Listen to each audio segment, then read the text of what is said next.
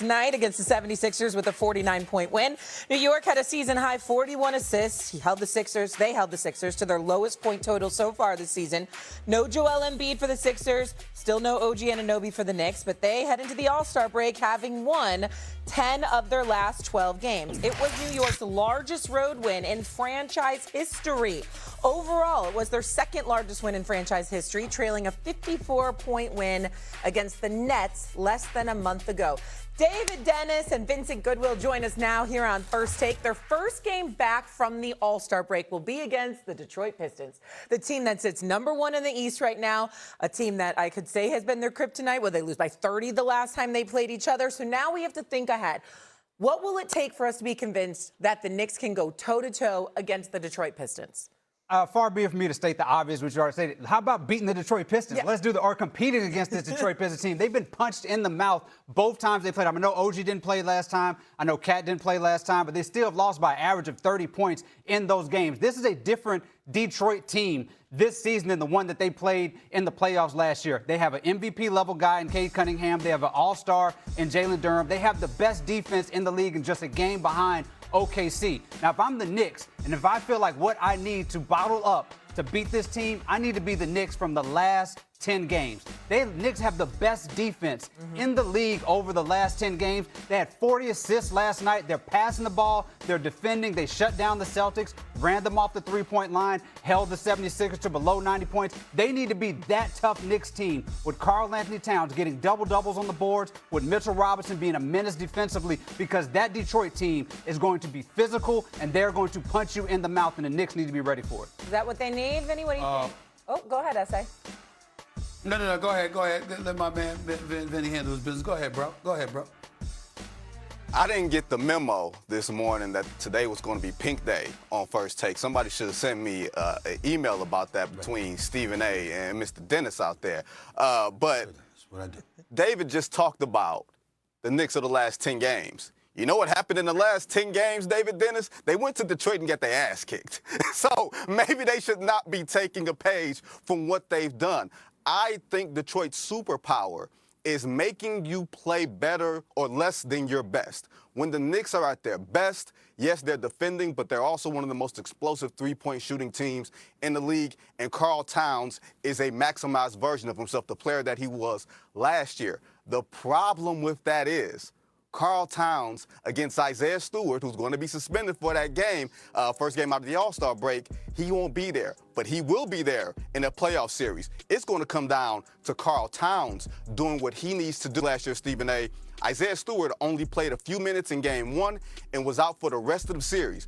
If he was in that series, and he will say it publicly and privately, that is a completely different outcome. The Knicks won 3 games in Detroit by the skin of their chinny chin chin. So they have to play their best basketball offensively, because what Detroit does on defense is to make sure that you do not play your best offensive game. This is a style makes fights thing. And Stephen A., I know you like Hagler Hearns and Sugar Ray and Hearns. This is one of those matchups that's going to happen.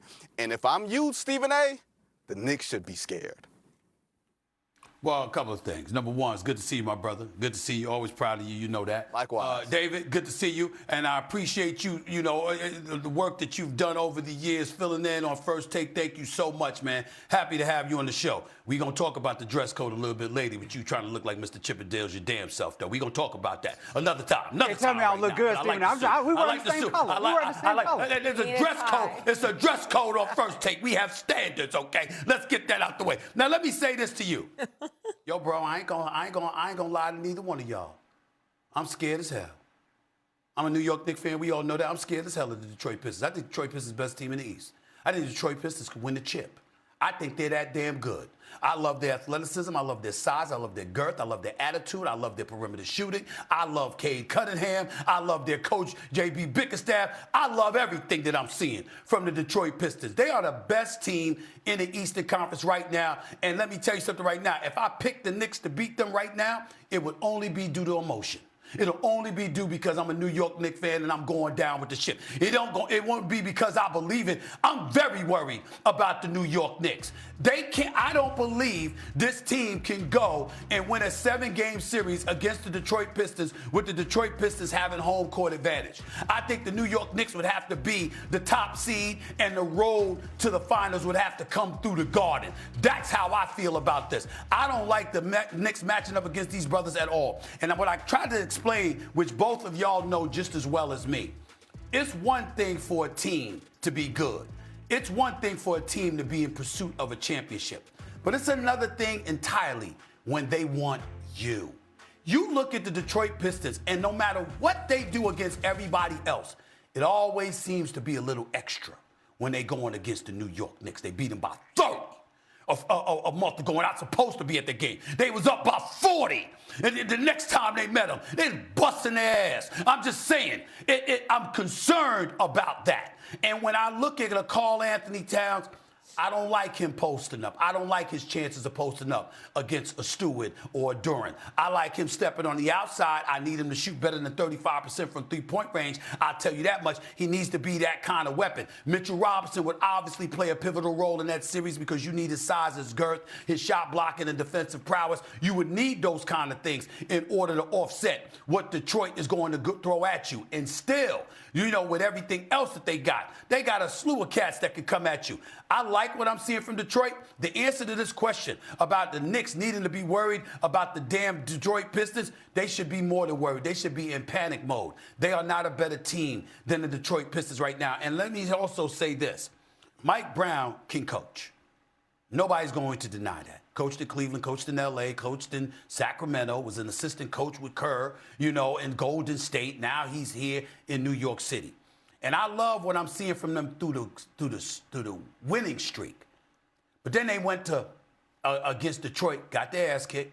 You understand? Got to overtime against Denver, lost to the Indiana Pacers, who seem to keep having their number.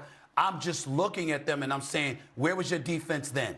And when I think about that, and I say to myself, Tom Thibodeau, say what you want about him. Kenny the Jet Smith was absolutely right. That man wouldn't want to play 9 dudes in a baseball game. It's totally true.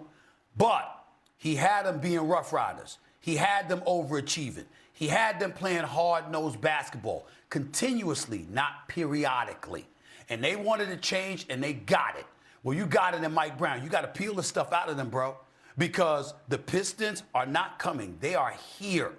And there's every reason in the world to be scared to death of the Detroit Pistons if you are the New York Knicks. Because I'm here to tell you, I damn sure am. I'm scared. Hell yeah, Vinny, you're right. I'm scared, and I ain't going to deny it. Essay, let me ask you something really quick before we go to break. If out of the All-Star break, if the Knicks come out and they beat the Pistons, would you change your mind then? I would feel a little better. I'm not going to say I would totally change my mind because that ain't the playoffs and it ain't a 7-game series, okay, with devoid of any back-to-backs. But it would give me a little bit more confidence than I have right now. I'm watching them get romped and stomped. I mean, they roll into the Motor City, and Detroit treats them like, what are you doing here? Pat, get out of here. Go back to New York. We don't need you here. This is how they treating them. Kicking them in the behind, pushing them out of town, letting them know you ain't even welcomed in the state. That's how they treating them. And the New York Knicks are doing nothing about it. Absolutely nothing. I need to see something different than what I've been seeing when they've gone against the Detroit Pistons this year. That's what I need to see. I'll say this. If they can't beat the Pistons without Isaiah Stewart in that first game back from the All-Star break with a clear mind and healthy bodies, they're in trouble. That's panic mode. That's full-time panic mode. We're all going to panic a little bit, right? Coming up here on First Take, Kevin Durant had a lot to say about the All-Star game intensity. We have some takes on it that I promise you will absolutely not want to miss. Plus, the Steelers haven't had a ton of success in the playoffs. We know that as they turn the page from Mike Tomlin. Many former Steelers are coming out having something to say, and one of them has had enough. Must-see TV here on First Take is next.